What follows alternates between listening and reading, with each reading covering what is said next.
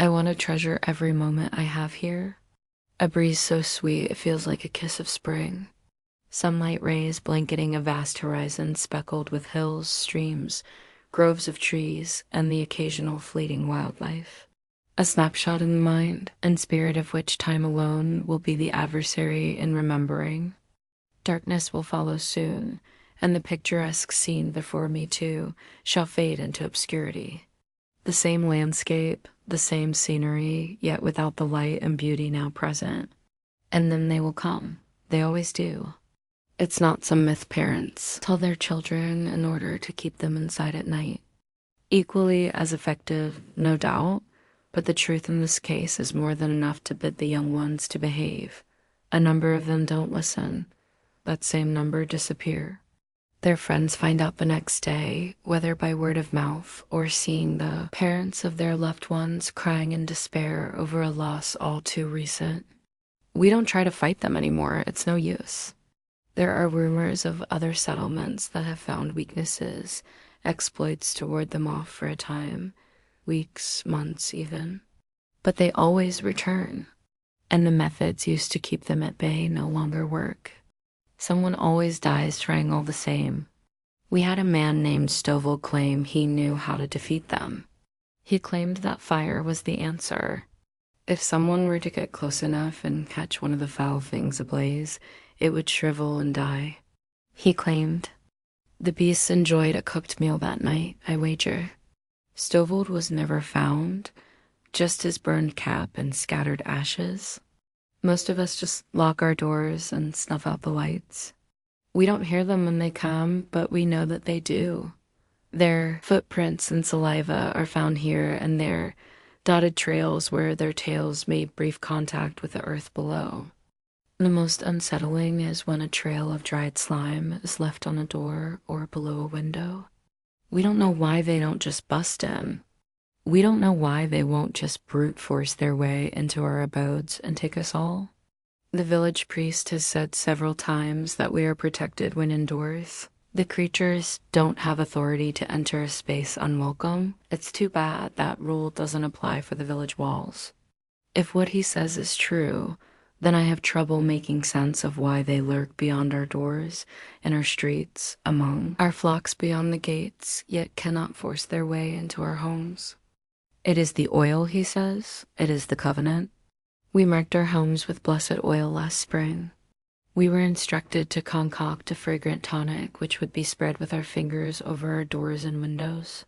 The priest recited some ancient prayer in addition to the action, and with much confidence and fervor, insisting we would be safe. Skepticism arose, as one would imagine, yet so far his words have held true. We just have to be indoors by nightfall. There was some confusion initially as to what qualified as nightfall, which resulted in the family next door never coming home. The harvest was plentiful. The hours working were long, but the days grew shorter, as is typical for autumn. I recall speaking with the head of the household, Marston. We had best call it now, I had begun. The sun descends quickly these days, and it has reached the horizon summit. This was met by a wave of the hand and scoff. There is an hour of safety yet, I'm sure, he had claimed. Only when the last bit of ambient light has vanished do we need to be home. Me and mine will continue and be all the better for it. We found remains of them in their field the next morning, most haunting of all being the intact face of their youngest son. Part of the skull had been liberated from the rest of his missing body, and expression, laden with terror, remained to see the light of day.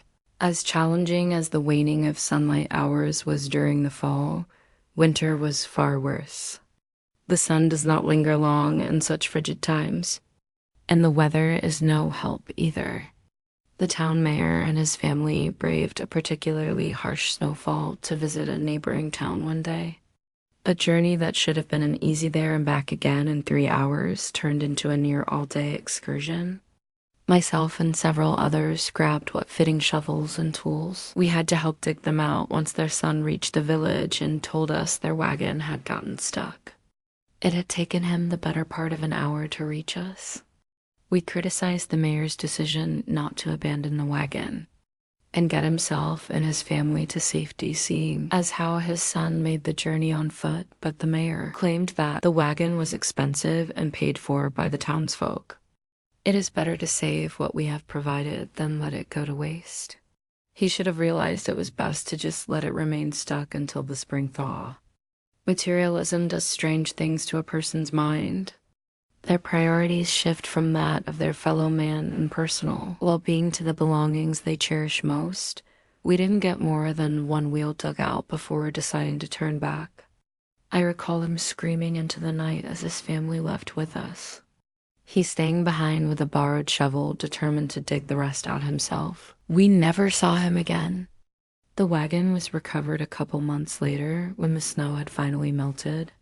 His widowed spouse told us to sell it to the neighboring town and use the money to start a garden. She still hasn't remarried. These memories I keep, but on nights like these, when all seems peaceful and right, I cast them aside. No use in dwelling on what I cannot change. Perhaps one day I will risk packing up and moving away. I do not know how far the beast's hunting grounds go.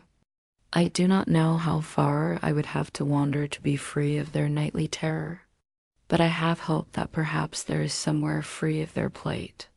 It's just not here, and for now, that is all I know.